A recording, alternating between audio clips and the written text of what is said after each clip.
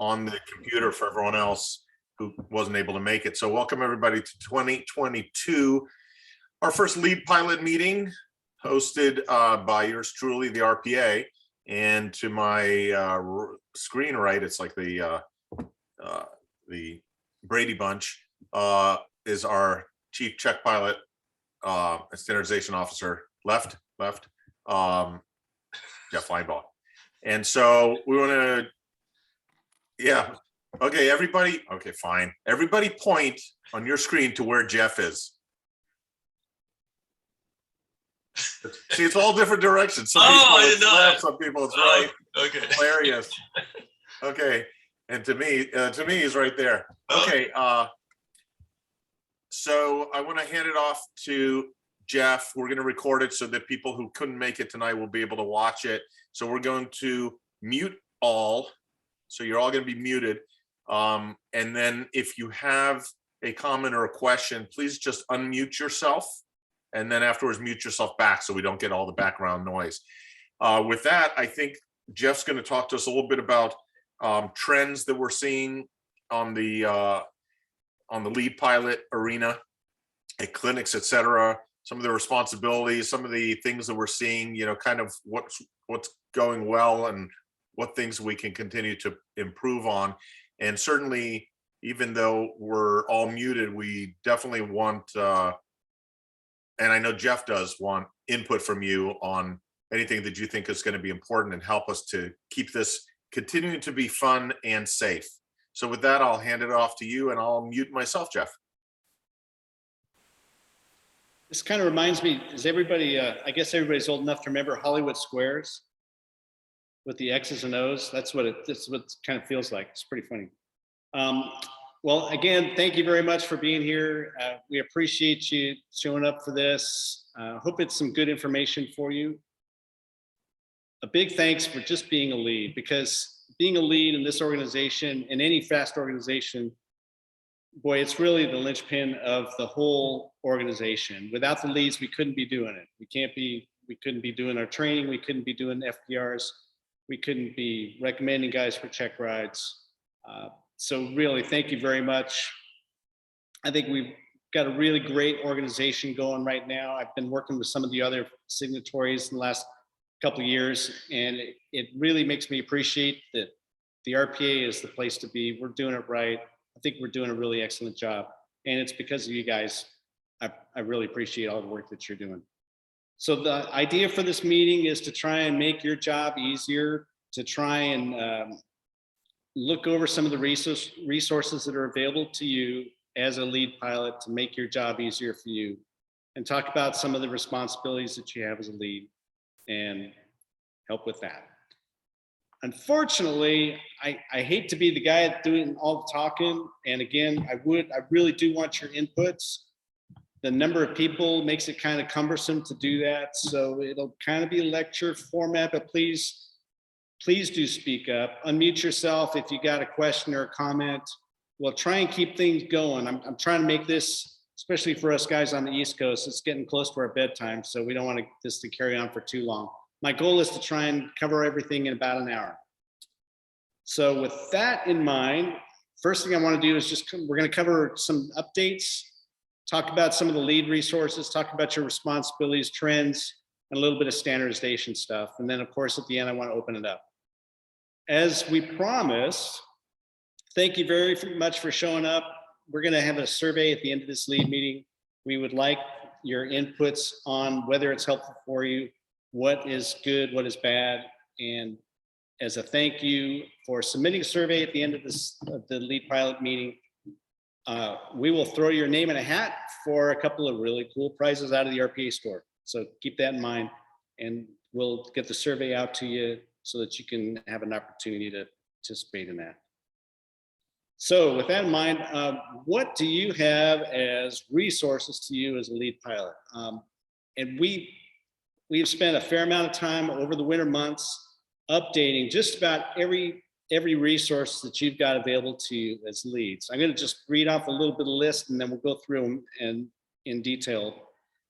The first one I hope that you're finding is useful, something that we did about a year ago, is the lead pilot job aid. And that is a kneeboard format document that you should be able to use whether you're getting ready to conduct a flight, do an FPR flight, or recommending a guy.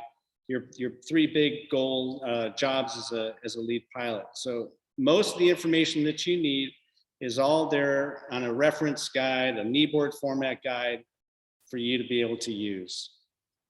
In addition to that, we've updated the formation proficiency report guide.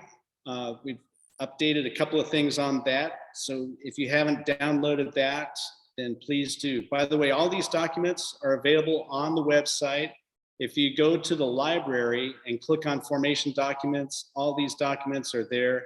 You can download them in a PDF, save them, use them, throw them in the trash, whatever you feel is necessary, but it's all good stuff. So we got the FPR guide. We also have formation training record. Oh, thanks, Gil. He's showing exactly where it is. If you go, actually go over to the library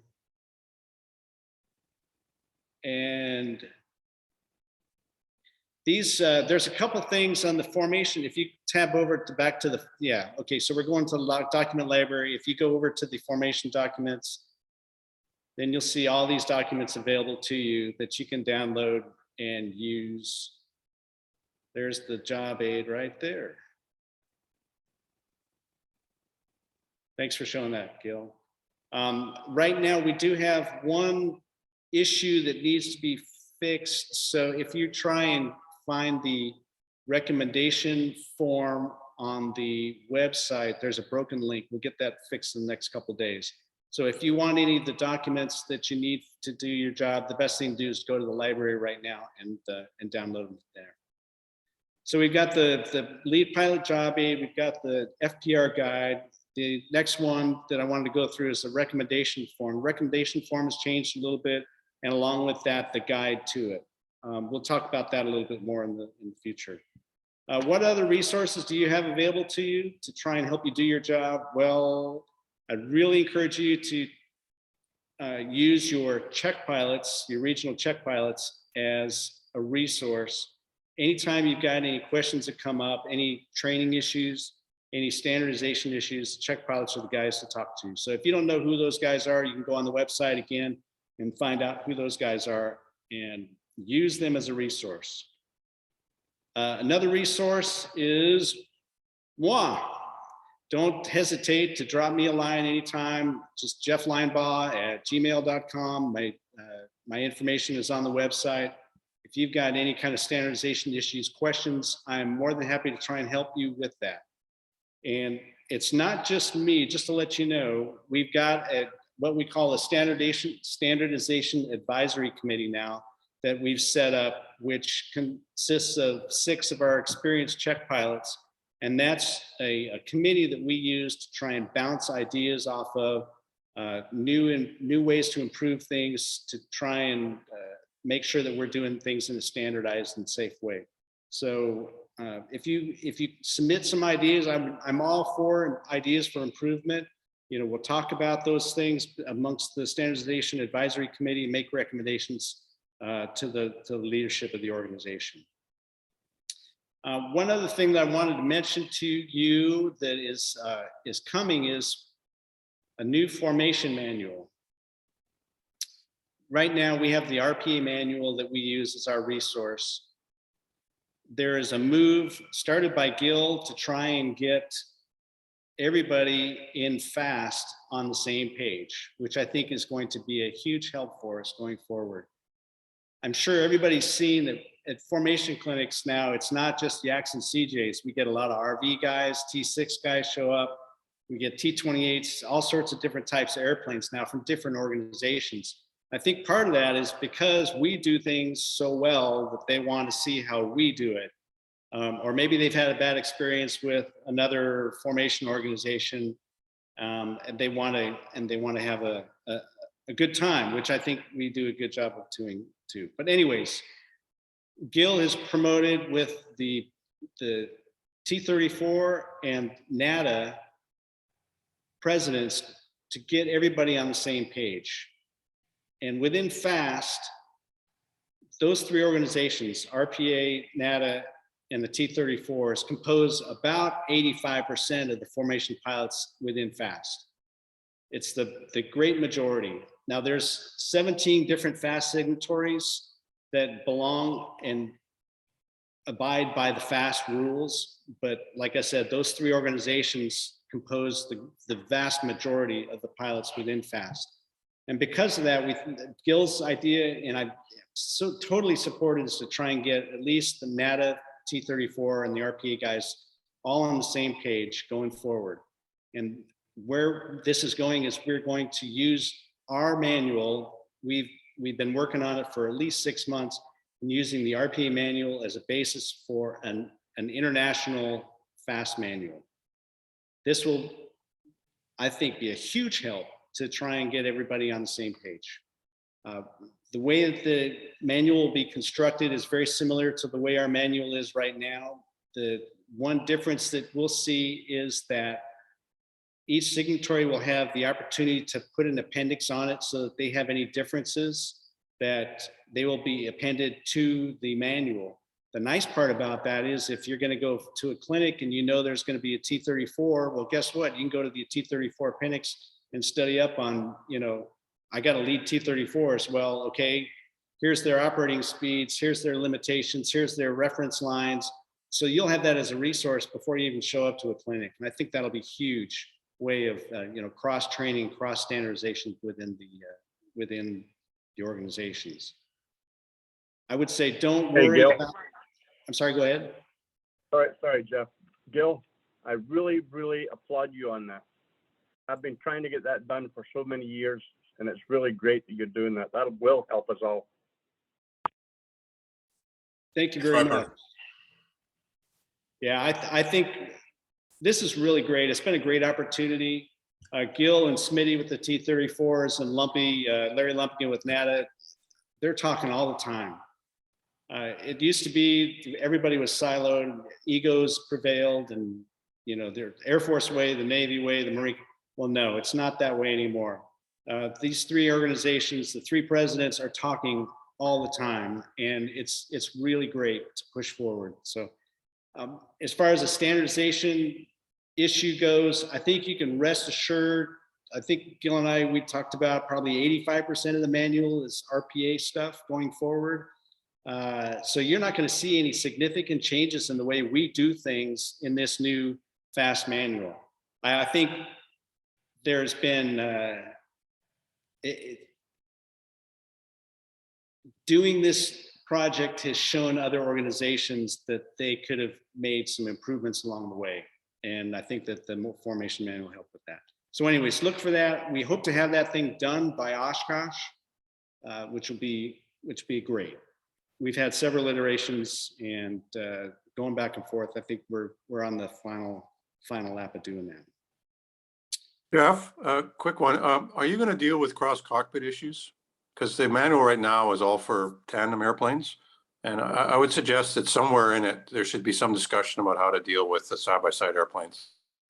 That's great, Dave. Absolutely. And it's going to be more than just cross cockpit. We're going to have a whole section on dissimilar aircraft and some of the things that you need to consider as a lead, you know, if you are going to lead a group of dissimilar aircraft. So it'll deal with cross cockpit. It'll talk about airspeed differences, references, you know, what you need to do before you go fly with an airplane that you're not familiar with. But yes, cross cockpit will be one of those things.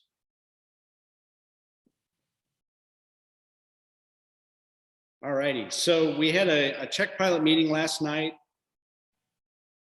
It lasted about an hour and a half. Great inputs from lots of the guys. Some of the things that came up, I thought I'd bring up to you tonight. Some of the things that I think that we could improve. And one of the first things that came up was recommending guys for check rides. And several of the check pilots have seen cases where guys show up for check rides and they're not really prepared. So as a lead, one of our main responsibilities is the training and preparing guys for check rides. Whether you're doing it from the back seat or whether you're a lead pilot and you're briefing and debriefing flights, you know, you've got a lot of input into this. But recommending a guy for a check ride should not be taken lightly. And it seems that there's been a lot of guys showing up unprepared for check rides. So one of the things I would love to go through with you is just the recommendation guide. Just go through a couple of the highlights on that and point out that if you are getting ready to recommend somebody for a check ride, go to this guide and review it. Look at all of the parts, because it's a lot more than just going and flying with a guy for an hour and making sure he doesn't kill you. There's a lot more to it than just going and flying with a guy. How many, show of hands, how many are flight instructors here? Okay, so how would you feel if a guy came up to you one weekend, you're out at the airport, and said, hey, I got 100 hours of flying time. I've got my private pilot check ride scheduled with an examiner next week, and I want you to recommend me for my check ride. What would be your reaction? Yeah, right? I mean, who are you? What planet did you come from? And how do I know that you're gonna do anything? And it's my name on the line when you go to the check ride. That's the kind of attitude we want to have as lead pilots as well. You know, when a guy comes to you and wants a recommendation, you want it, your name is on the line, your reputation going forward when you recommend a guy to a check ride is on the line. So please, you know, take that to heart. I'm trying to push forward a personal agenda, and I will say that I don't like the term rec ride. And let me explain what I mean by that. I think we're doing a disservice to guys if a guy shows up at a clinic, hey, I want a recommendation. You throw him on the schedule, you fly with him once, and you recommend him as a rec ride, you know, a simulated check ride. I think there should be more to it. Ideally, I would love for the instructor, the guy that's recommending, to fly with him 3, 4, 5, 8, 10 times and watch his progress and make sure that all the training elements have been completed, that the guy doesn't just have a lucky day, that he can 6 months from now, 9 months from now, or even 23 months from now, which is possible for him to be proficient. So there's a lot of elements that are involved. In addition to just flying the airplane, there's a lot of elements that you need to make sure as a recommending pilot that the guy is up to snuff on. For instance, visual signals. We had a guy show up for a check ride a couple weeks ago. Granted, he was flying an RV with fixed gear, but he didn't know the signal for gear up. He didn't know the signal for gear down, because he's never going to fly with a guy with retractable gear, I guess. It's just things like that. So take the time with the guy, make sure that he knows all the visual signals. So Jeff, Sir. I'm going to interrupt for a second because it's an important point you're making, of course. It's not that he showed up to a clinic and didn't know the signal. He showed up to the check pilot for the check ride and didn't know the visual signal. So, right, we as leads are sending people to our check airmen, and if they didn't know the signals, they shouldn't have gotten the recommendation from us. Don't send them to the check pilots and embarrass ourselves, because now the check pilot's going to have a conversation with us, right? Absolutely. And thank you, Gil, for making sure that that point is understood. Visual signals, you should be able to talk about something in the formation manual, and he should have knowledge about it. They should have knowledge of the practical test guide, what is expected out of the check ride. They should know that everybody in the flight has to be fast carded. They should know that they need a push to talk switch in the back seat, and they should know that they have to have dual controls. All those things, and believe it or not, just within the last couple of weeks, those have been issues that have come up. So please, when you're recommending a guide, take it to heart. Look at the recommendation guide. Make sure that you're covering all the bases. One more thing is the air show ops. We have an air show ops quiz.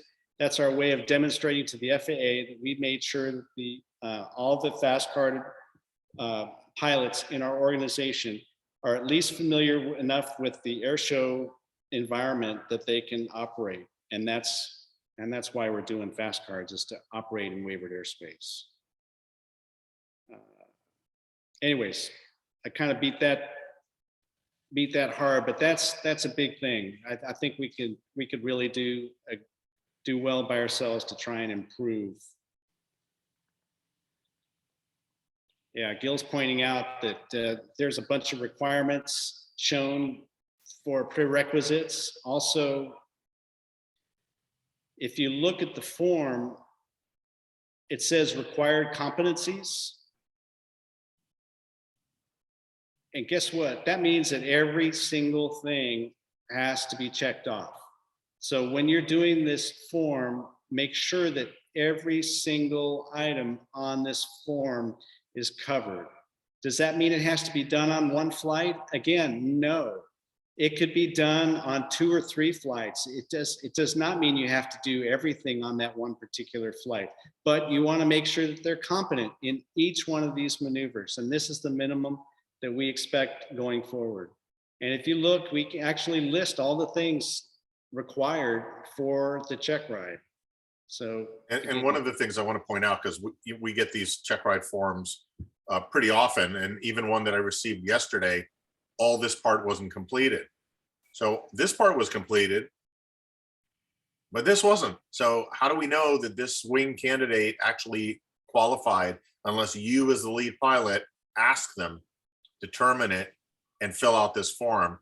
And then it goes back to Opie, who's our records keeper, who's, you know, sitting here nodding his head, and then he throws it back to you guys and says, I can't accept this. So it just delays the process in getting your guy his wing card.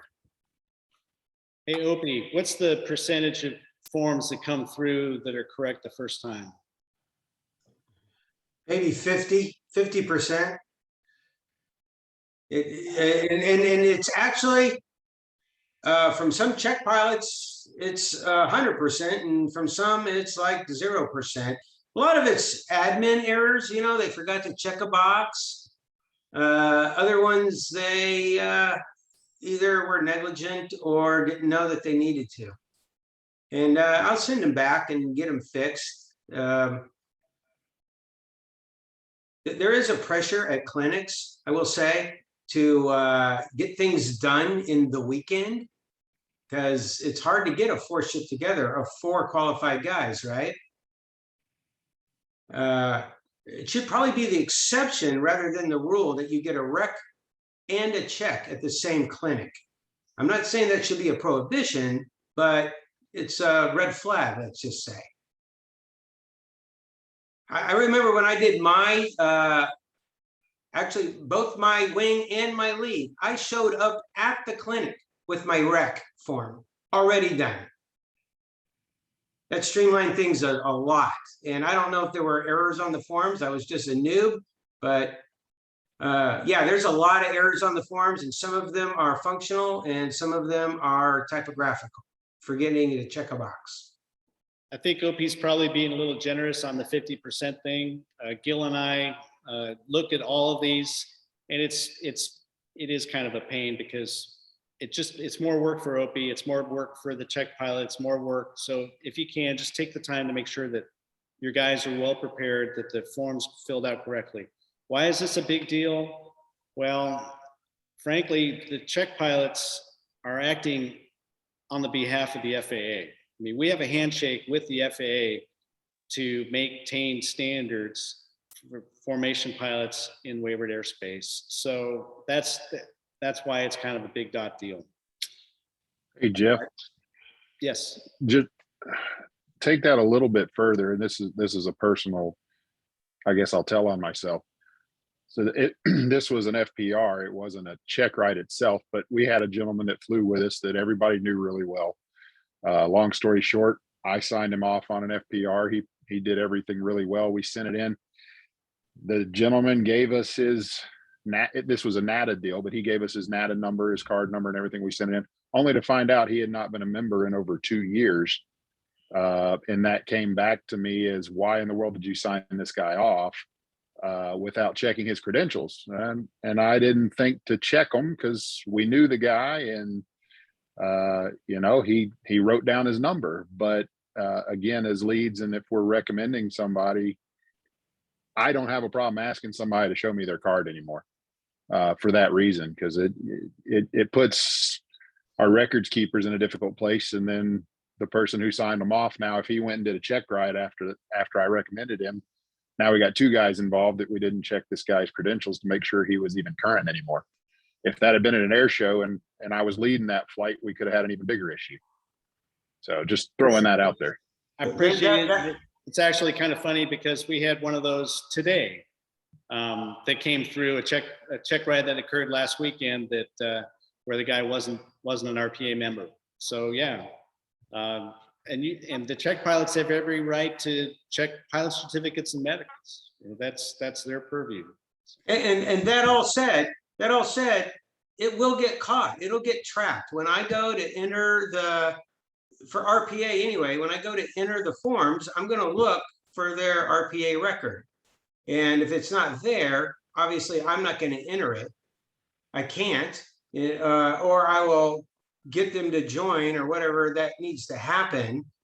I remember Brian Maisler, he's sitting right there. And I was at his initiation as I think it was a wing pilot, and he had not joined RPA yet. His intention was there, and we made him join on the spot at the meeting. He almost got the freaking dog bone award or whatever it was. Yeah. I wrote a check at Red Star. I think I was a member. I think I had lapsed and forgotten to renew it, but yeah, I wrote a check on the spot. Anyway, so that sort of thing happens, and it will get trapped. It's better if it gets trapped before a guy like me has to do the paperwork twice or whatever, but it's not the end of the world. We're not going to let the guy through. He's not going to fly formation in waivered airspace until all of the squares are checked. But again, Jeff is right. It's better if it's done before, and you do have to take a guy's word for it at some point, right? Absolutely. Thanks, Opie. Appreciate it. So we've hammered that home, I think, pretty well. Let's, if it's all right with everybody, let's move on to some standardization stuff. Since not everybody's a recommending guy, but all of us are leads. Let's talk about some of the standardization. Sorry, issues. Jeff, can I make one quick comment? It's David. Sure. I Yeah. was, my last student was one of those who got a rec and a ride at the same event because my lead had, due to COVID, had lapsed. I think one of the ways that smoothed it is I had a full set of training records. So the pilot who was recommending him, who saw him for the first time on the rec ride, could see what I'd done with him from day one. So I would suggest that, we've the group has redone the forms and has a guide for it. But if you certainly on my job in the real world with commercial aviation, when I'm doing check rides on commercial pilots, I look at the training records, and that can be helpful. So I would suggest if leads want to recommend somebody, it would improve the process if they can show the check pilot a pretty comprehensive training record, which isn't very hard to do. Thanks. Dave was instrumental in developing our training records, our forms now that we're using. So thank you, Dave. Thank you for bringing that up. And yeah, how many guys actually attain a card in one event? It doesn't happen. You're special, Chris. But very few people can attain the level of proficiency in one clinic. So the training records are very important just going forward, so that the next guy, the next clinic, whenever they are able to get together airplanes in order to do the training, so that they can go back and see what has been trained and what the guy's good at. So yes, the training records are very important, and something that we want to do a little bit better job on. There it is. And there's a full guide on how to use this form. And I think we've tried to make it as simple as we can, straightforward, so that the instructors can exactly know where the guy's proficiency is. And I would add, as a flight instructor, and many of you are flight instructors, a training record makes it a little better for the applicant or the student to show some continuity in training. I've already mastered this. I need more help in this, and a written record. So if you got a new guy and you're a flight lead with a new guy, start filling this out. Even wingmen can do this. If they're flying 2 ships out there, write this stuff down. So start your new guys out, filling these forms out every time they show up to any ad hoc little deal you're doing. Now, they need to be carded guys or the signature isn't worth anything, but it can go a long ways to streamlining their training, especially when time and money are an issue. Many people, not me, have day jobs, and this is not their main thing, right? And so I would highly encourage this. If you've ever gotten flight training at a 141 school, you know that there are efficiencies in keeping a continuity and a thorough training record. And so the idea here is to get the new guys to carry their forms to every flight lead they ever fly with. And then it'll get built. Hopefully Hey, that'll, Jeff, can I make a comment? sure. But one of the things that Flipper actually suggests that the T-34 guys were doing, and we're going to be doing it at this All Red Star coming up, is that at the end of every night, we're going to have the lead pilots and check pilots get together, even if it's just for an hour, to talk about that day's flights and who they flew with and how they're doing, you know, because the guy that you flew with today may be the guy I'm flying with tomorrow. So again, you know, we get this one-on-one with the check pilots and the leads, and it was a great idea that Flipper came up with, and we're going to implement it this year at All Red Star. I think it's awesome. Communication is the key, that's for sure. Training record is good, you know, face-to-face is even better. With that, let's talk about clinic stuff for just a minute. Something else that's come up recently is, like I mentioned, we were getting a lot of other airplanes from other organizations showing up at our clinics. Standardization is an issue, and we're working towards getting everybody on the same page, but just use caution. When you're getting a clinic together and you're getting some formation pilots that you don't know, there are other organizations, FFI in particular, that have some different standards than what we have. The T-34 group and NATA that have the majority of the pilots, we're all going to be pretty much on the same page, yes. But I think it's very important for us to emphasize that as leads, we need to know what the standards are. If it's been a while since you've read the formation manual, I think it's a really good idea once a year to go back and read our formation manual so that you know what the standards are, so that you can go ahead and know what to expect and know what you expect of your formation pilot members. And just a quick word on standardization, because I fly in a kind of a unique place. There's 300 people that all fly, think they're the experts in formation. Everybody does it differently, and everybody, you know, has their own little sects. There's the guys out in Torrance that fly together, and you know what? They fly together all the time, and they may have certain differences that they have when they go out and fly every weekend, and that's fine. And I have no problems with that at all. If you fly with the same guys all the time and you want to do it this way, that's fine. The problem that we are seeing, though, is when we get to clinics and we get to air shows and we get to waivered airspace, even though you do things your way at your home base with your guys, you still need to know what the standard is when you come together for a clinic and when you go to, you know, operate in an event. So please just know the difference. I'm not smart enough to know 2 different ways, so I try and do it standard every time. That way I don't have to think twice about it. So please try to just go back and review the formation manual, make sure that you know the standards so that we can be doing things the correct way. A couple things that have come up and I wanted to bring up to you. I think one of the things that we have troubles with repeatedly is overshoot / underruns. We talked about it being an emphasis item this last year, that and doing emergency procedures on every single flight were the two things that we talked about at the last lead meeting. Since we've been emphasizing this, some suggestions have come up, and we're going to try and specify in the formation manual. You're going to see it. And I thought I'd just introduce you to the concepts now. The difference between an overshoot and an underrun. So if I can just spend a couple minutes talking about this so that you got a little head start as to where we're going with this. What we're going to define with the overshoot / underrun is that an overshoot is a condition. An overshoot is a situation where you come into a rejoin, whether that's a straight ahead rejoin, a turning rejoin, as 2, as 3, or 4, and you have too much energy to stop where you want to. That is the definition of an overshoot.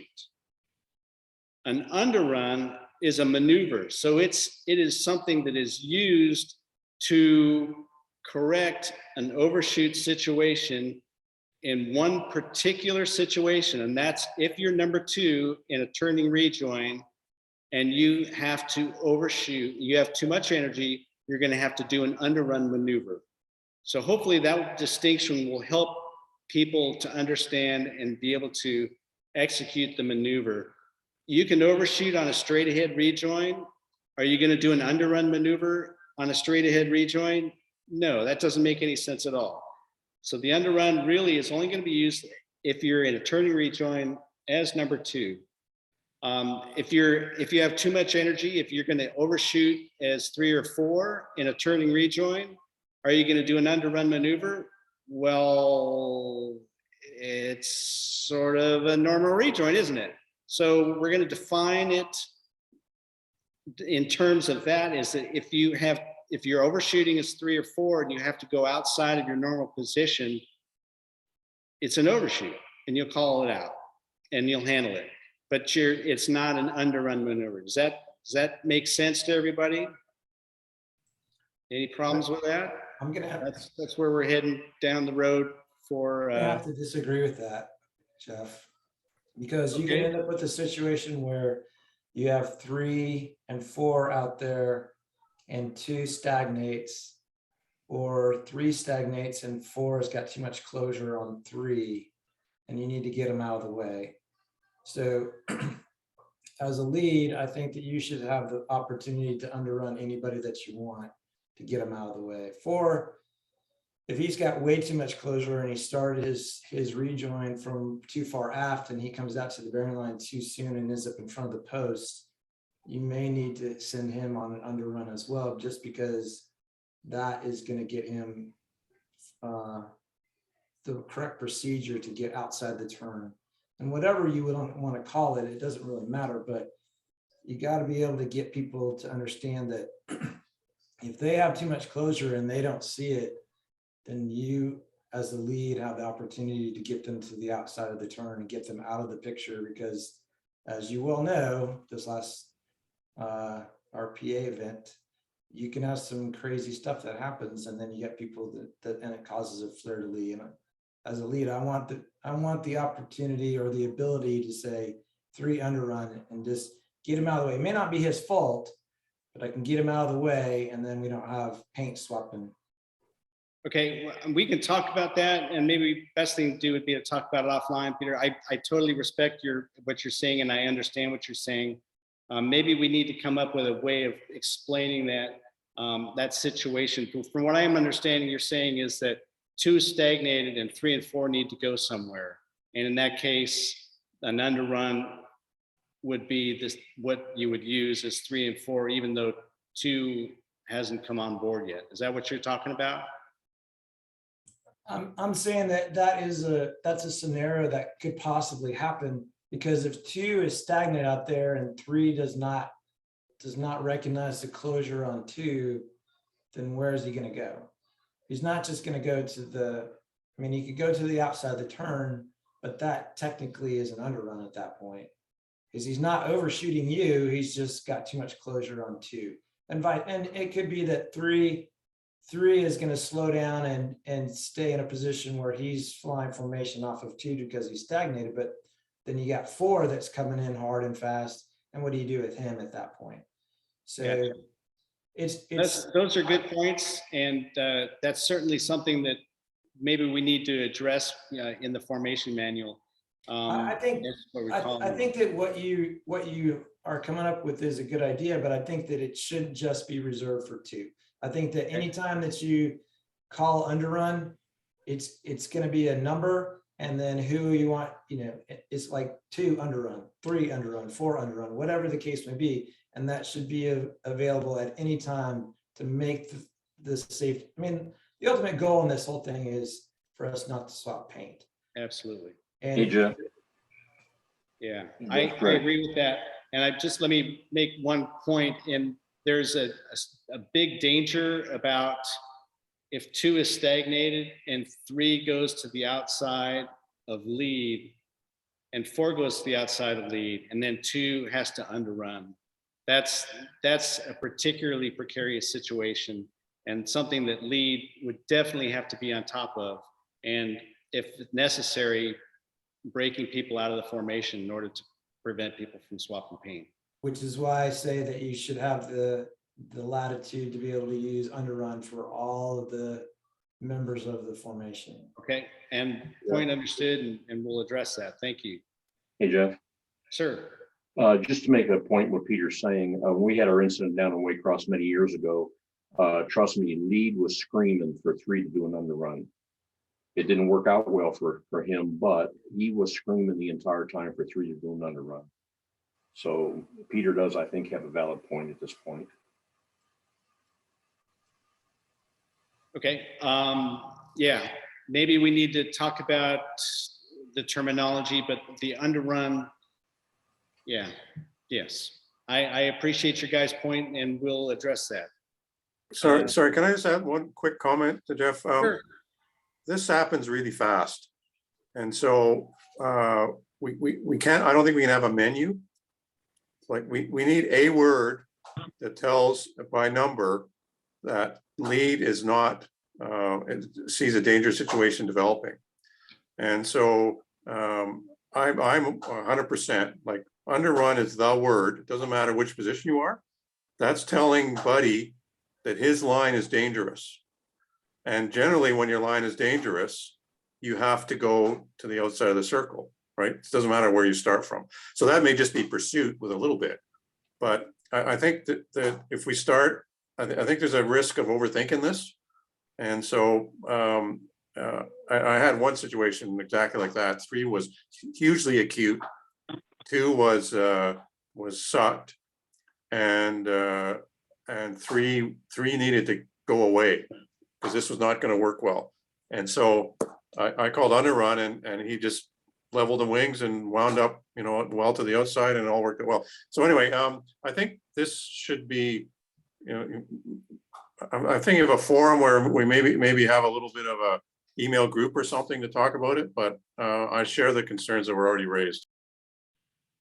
Okay, but wait a minute. If a rejoin is being done properly, 3 and 4 should never be on top of 2 until 2 gets in, right? I mean, 3 and 4 doesn't make the cut until they know for a fact that 2 is going to get in position. And then 3 makes the cut, and when 4 sees that 3 is going to get in position, no problem, he makes the cut. I mean, if these guys are going in and doing that, they're obviously not following in the turn circle. They're on the inside of the dang thing too far. Yeah, this is an unusual situation where they're not doing it properly. The question is, what does lead do, or what do they do? And I think this is an important point. So I think these points are really, really important to take back for the formation manual also, Jeff. Absolutely. Super. Well, thanks for your inputs. Appreciate that. Let's see, something else that as far as training goes, something that is required now is formation approaches. That's been an addition even for tailwheel aircraft. And the reason for that is that it is felt in other signatories and ours and as well that in case of an emergency, it might be necessary to lead a guy back to an approach. So we want guys to have an experience with leading a guy back to an approach. I've seen at least a couple of situations where an emergency aircraft needed to be led back to the airport, which brings up the issue of, are we training emergencies enough in our formations? Do I see nods yes, nods no? You guys know that we've had 2 incidents in the last 10 days of formation members in the RPA. One was an engine failure, and one was a gear malfunction that ended up in the airplane landing on its belly intentionally. Both guys are okay, but you know what? Emergencies happen, and we need to be doing a better job, in my opinion, of training guys to handle emergency situations. Every flight that you go on, I hope that you will pick some sort of an emergency, pick a system, pick an emergency, pick a situation, and go through it. Not just talk about it in generalities, but assign positions to the guys in the flight and tell them what the situation is and ask them how they're going to handle it. And get into the specifics, get into the particulars. If it's number 3 that has a malfunction, he can't get his gear down, then what are you as lead going to do? Are you going to send 4 with him? Or maybe you're the most experienced guy, maybe you want to send 2 and 4 home by themselves. You know, that there may be situations that require that. So talk about those situations, discuss that so that you have a chance to think about it ahead of time. At least you can develop some sort of a habit pattern so that in an emergency situation, they'll have some basis to go on, because we all know that when an emergency happens, it's not going to necessarily be by the book. But at least you'll have experienced and thought about it enough so that you can apply what you know to the situation. As far as emergencies go, if we do have an emergency aircraft in the flight, the technique is to offer the lead to the emergency aircraft 3 times. Has anybody heard this? So that in the initial situation, when somebody says, hey, I've got a problem, one of the first things you want to do as a leader is to offer that airplane the ability to not fly off of somebody's wing and look at his airplane and try and figure out what the problem is. That's probably one of the most important things.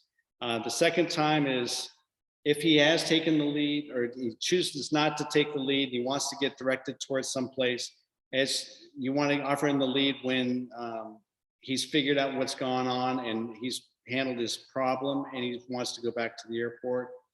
And the other time is when you get back in the airport environment, if he wants to take the lead at that point. So there should be, you know, at least 3 times where the emergency aircraft should be offered the lead if he so needs it. So that's a technique for trying to handle situations and how to deal with who is leading and who's winging. Something else that we've seen a problem with, and especially in the training environment, is getting airplanes back together if they get separated. So for instance, somebody overshoots to the point where they can't stay in the formation and they have to break out of the formation. Then how do you as lead try and get the flight back together again? Somebody's in extended trail and they lose sight of lead. Then how are you going to get everybody back together? That's another situation where I think some forethought ahead of time will really help when the situation occurs. If you thought about it ahead of time, how are you going to get airplanes back together? It'll help when the shit hits the fan. One other thing, a standardization issue that we've seen that came up recently is, what do we do if we're in echelon left and we want to go back to fingertip? Then how do we go from echelon back to fingertip?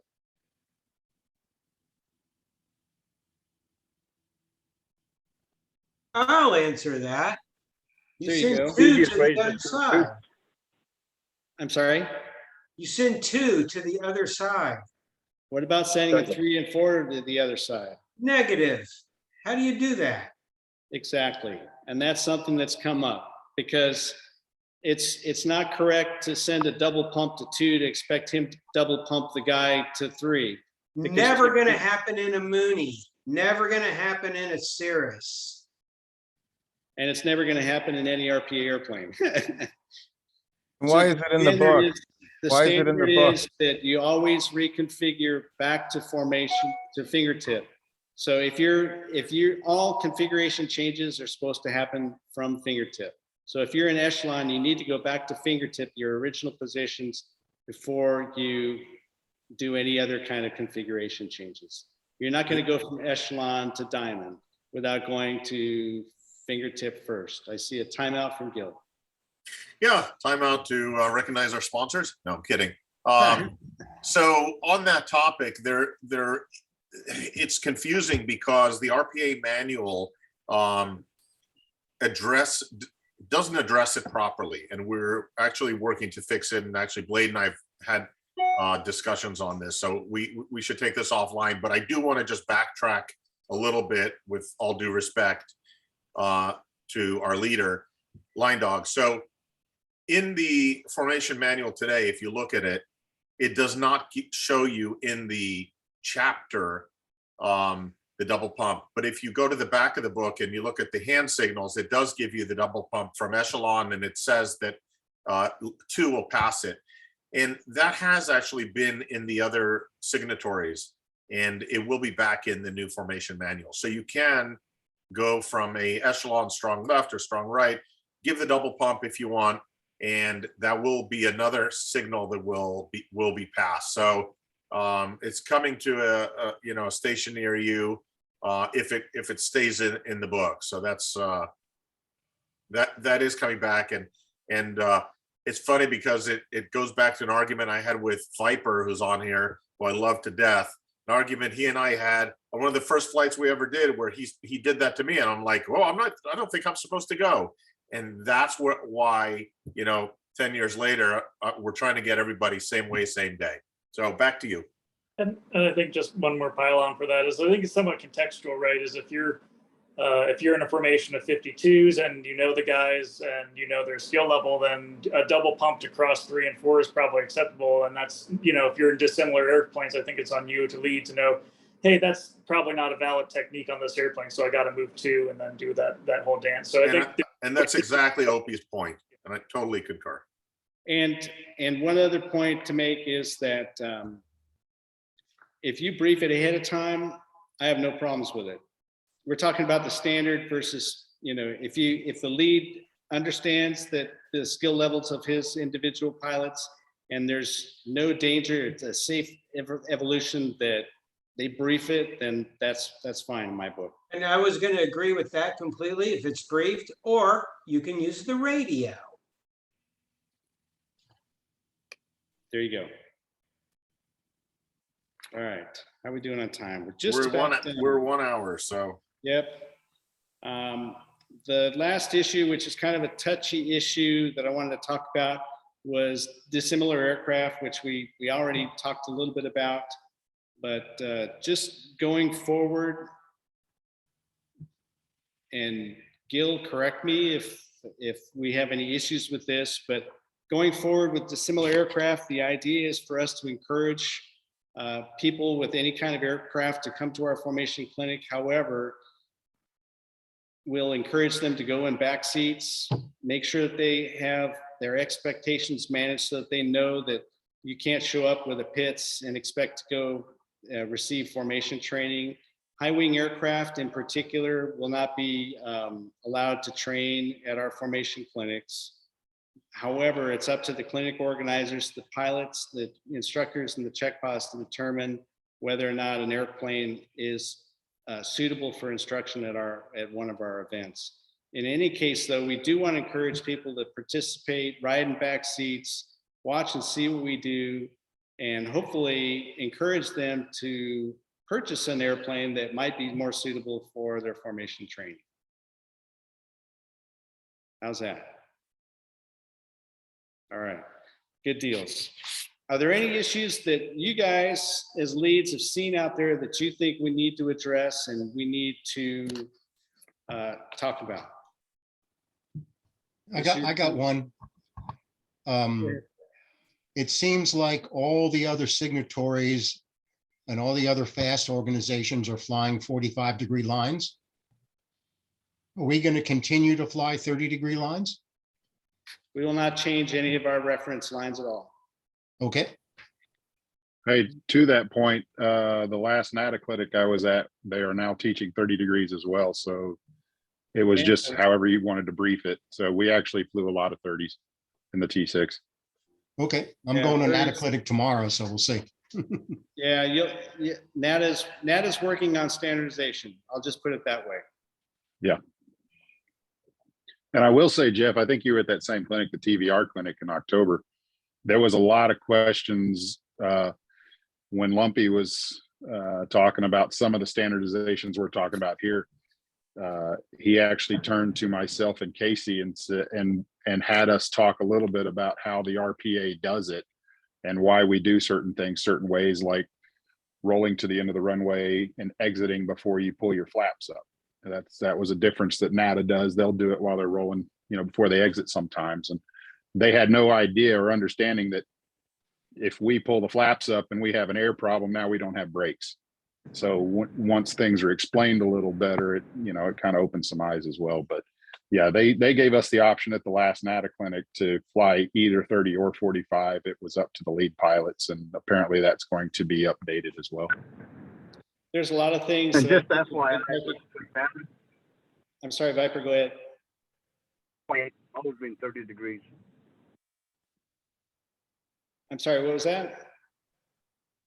I say with that 30-degree bearing line. You're breaking up, Viper. Sorry, we can't get at everything.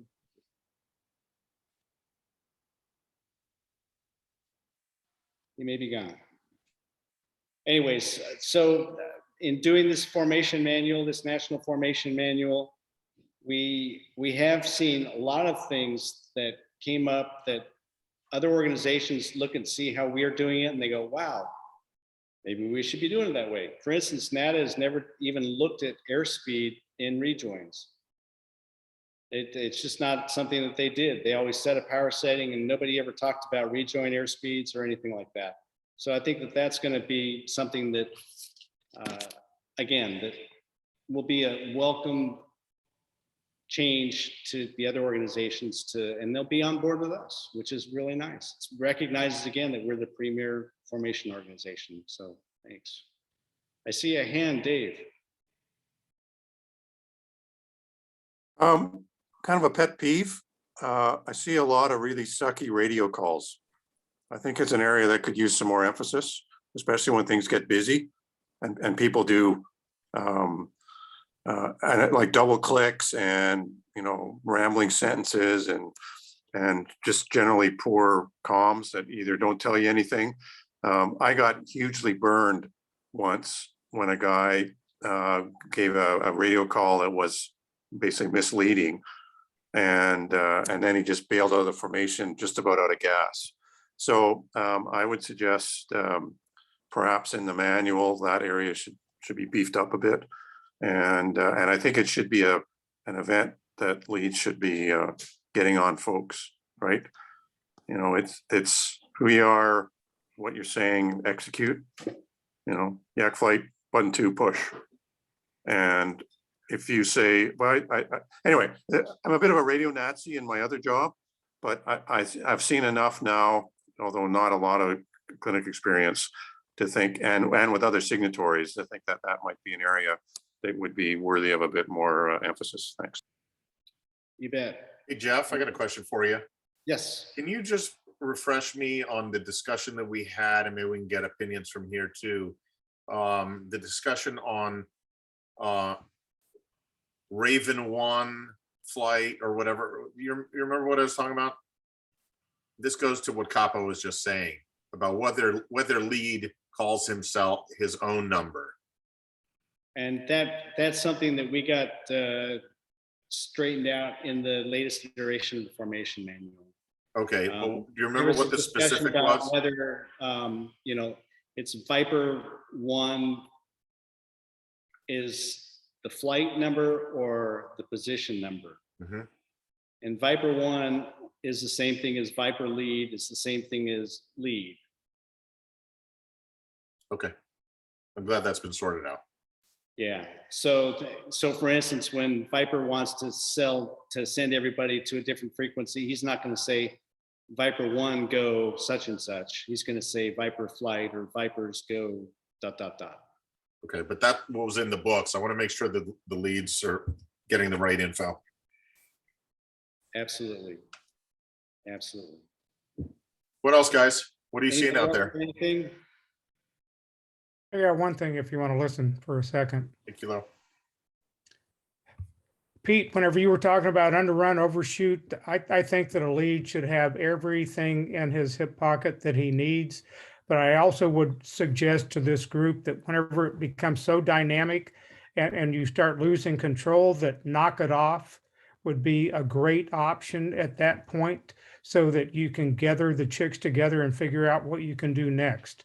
So that's just another thing to consider, besides if you want to direct somebody to underrun, overshoot, whatever the case comes out of your mouth. But knock it off is also another tool to use. Outstanding. Yes, Kilo, thanks. I would concur with that, but when you call knock it off, what happens with the closure rate? If you have, excuse me, if you have somebody that's got a lot of closure rate on somebody else and you call knock it off, what happens? If you're on a rendezvous and you're not directive with that, then I think you're going to have a big mess. So I personally think, and this is from 12 years of instructing ACM and a lot of other joins and stuff like that with high-speed aircraft, is that if you're not directive and get somebody out of the way first and then call knock it off, you're going to have some paint swap. And that's why I said earlier, I want to be able to know that when I say 3 underrun, that he's going to do what he's told to do to get him out of the picture, and then I can knock it off. I can roll wings level, and now we got a runner rejoin, which is significantly safer than a turning rendezvous. No, I agree with you 100%. You are the safety manager of that flight. You use whatever words, whatever terms are going to get whatever you want accomplished. I'm just bringing out that knock it off is another opportunity for you as well. Oh, I do understand that, but I think that in the specifics that we were talking about, that being able to direct somebody to underrun is a much more expeditious way to solve the problem.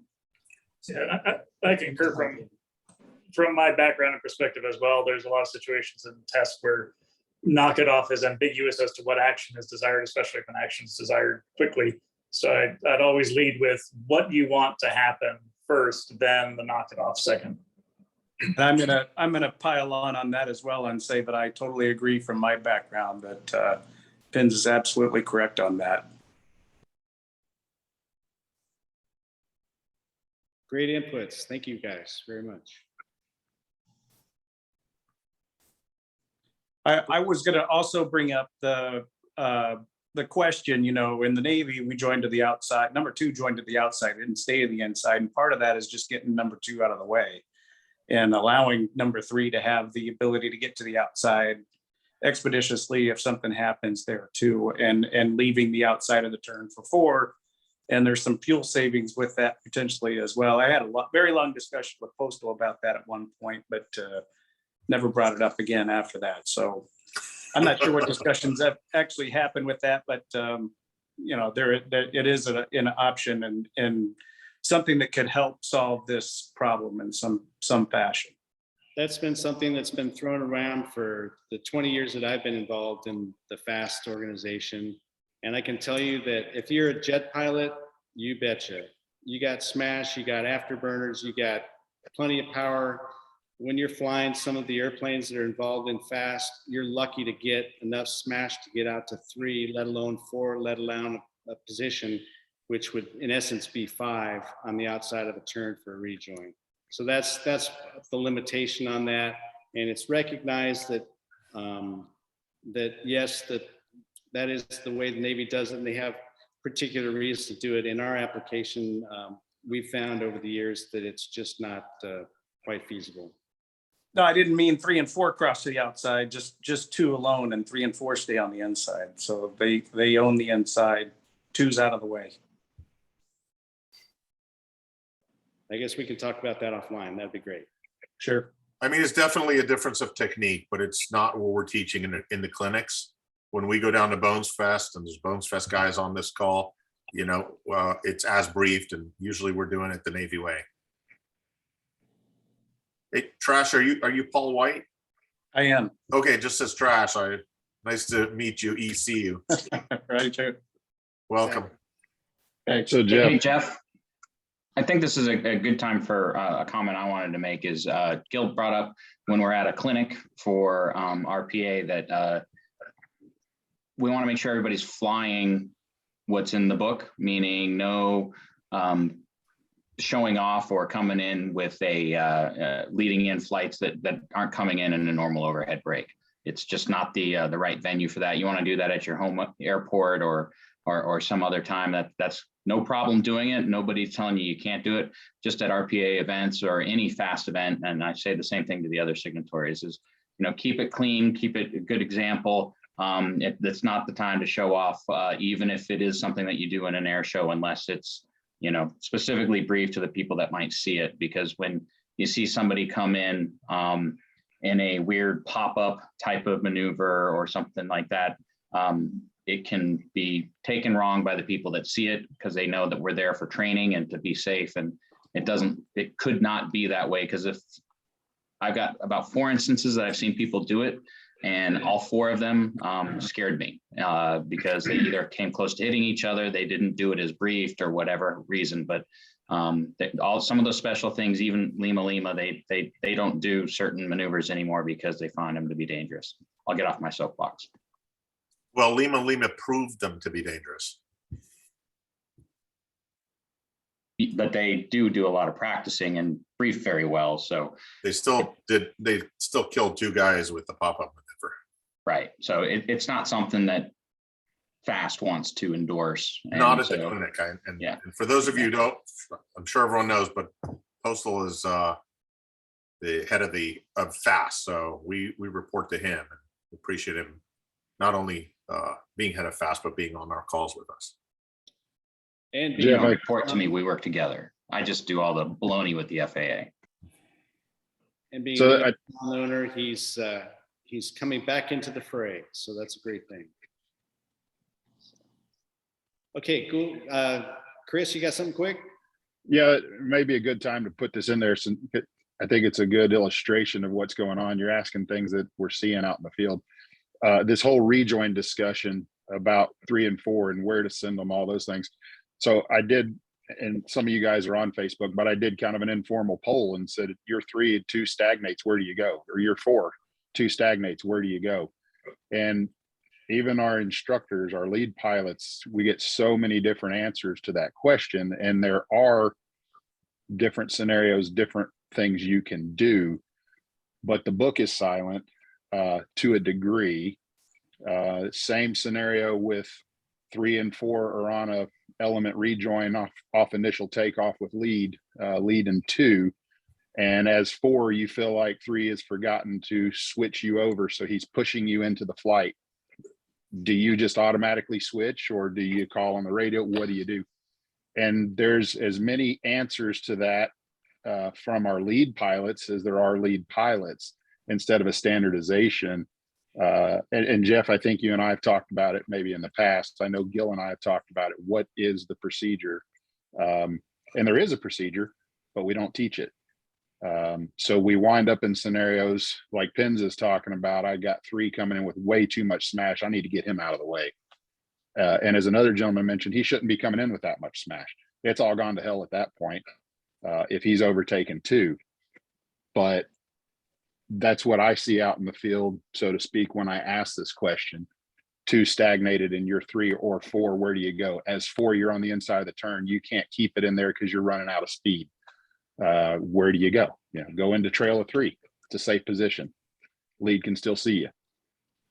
But you'll get as many answers as we have lead pilots. And that may be something that we need to standardize, so we don't get to a point, hopefully, that Pins is talking about here, where do I send him?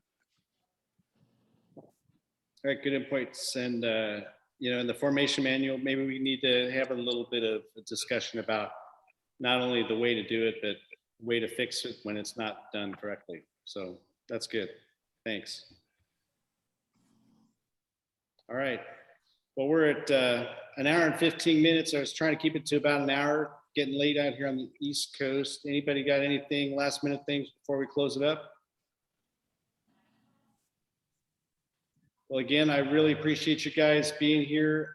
Again, lead pilot is what makes this organization go. It's what ensures that we're doing things safely. It's what ensures we're doing things standard. And we appreciate all your efforts. Please, if you got any questions, any suggestions, don't be shy. Give me a call anytime. Write me an email. I am here, and I am not the answer machine. I am not the answer man, but I certainly can make sure that we get things handled and come up with answers for you. So with that, again, thank you very much for being here, and we'll see you soon. Thanks. Thank you very See much. everybody.